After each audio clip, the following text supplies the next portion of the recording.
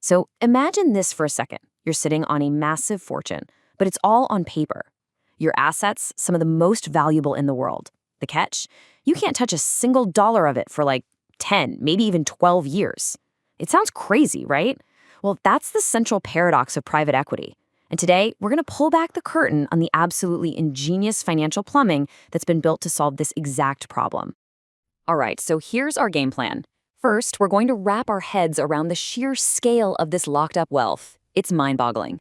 Then, we'll track how a market that was once looked down upon became a go-to strategy. After that, we'll get into the nitty-gritty of how it all works, meet the heavy hitters making it all happen, and finally, look at why this is completely changing the future of investing. Okay, first things first. We really need to understand the core problem that this entire market was designed to solve, and it all comes down to that paradox. Having all this incredible wealth that you just can't get to. I mean, just put yourself in those shoes for a moment. You make a fantastic investment, a real home run. But here's the kicker.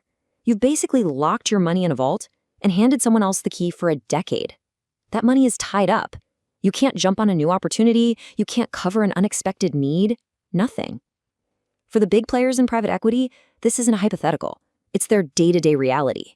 So the obvious question is, why on earth would anyone agree to that? Well, it all comes down to this thing called the illiquidity premium. Think of it as the fundamental deal, the bargain at the heart of private equity. The promise is this. In exchange for locking your money away for a long, long time, you get the chance to earn way higher returns than you ever could in the regular stock market.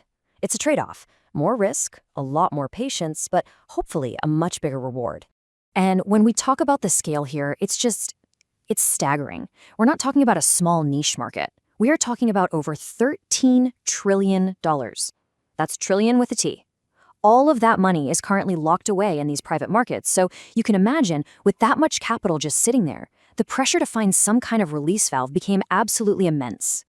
And that immense pressure is exactly what gave birth to the secondary market. So let's dig into its story, because it's a fascinating one.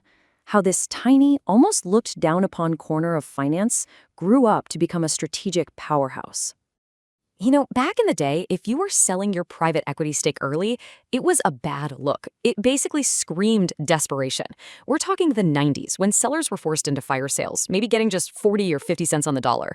It was brutal. But then, 2008 happened.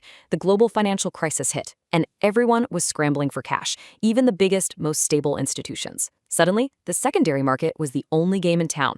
And that crisis? It was the catalyst. It single-handedly transformed this market from a place of last resort into the sophisticated, strategic tool that it is today.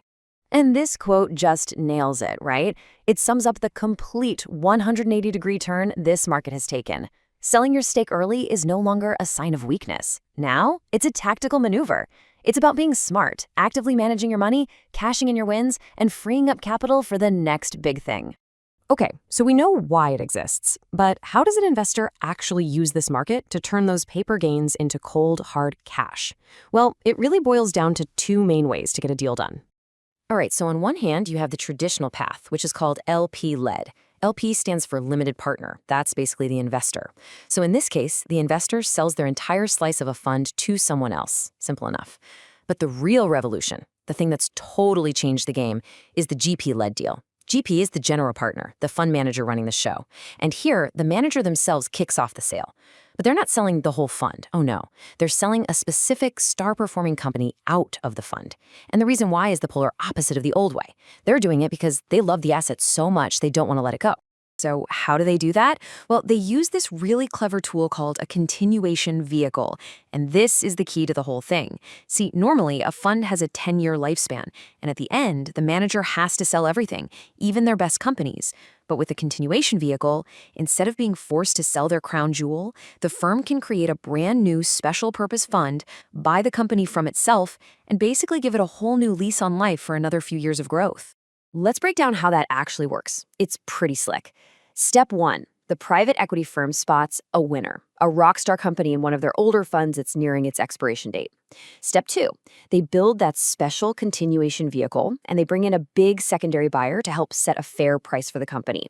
And this is crucial. Step 3, the original investors in the old fund get a choice. They can either cash out right then and there at the new higher price, or they can roll their investment into the new vehicle and stick with that winning company.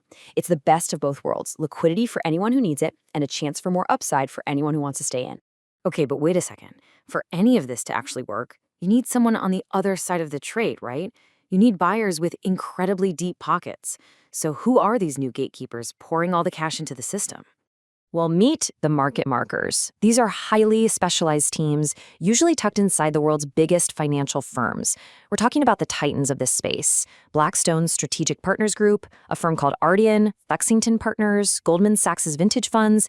These guys raise absolutely enormous mega funds. We're talking tens of billions of dollars for one specific purpose: to buy up these secondhand stakes and be the engine that provides all the capital to make this market work. So you have to ask, why is this such a hot strategy for these buyers? What's in it for them? Well, it's actually a pretty sweet deal. When you buy on the secondary market, you're not betting on a brand new, unproven fund. You get to skip all those risky, money-losing early years, what they call the J-curve. Instead, you're buying into mature portfolios that are already profitable and kicking off cash.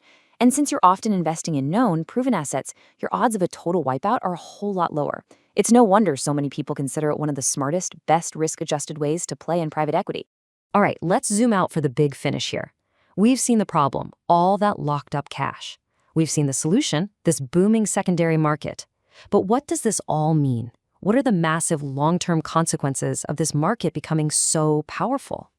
I mean, really, why should we care about this seemingly obscure bit of financial plumbing?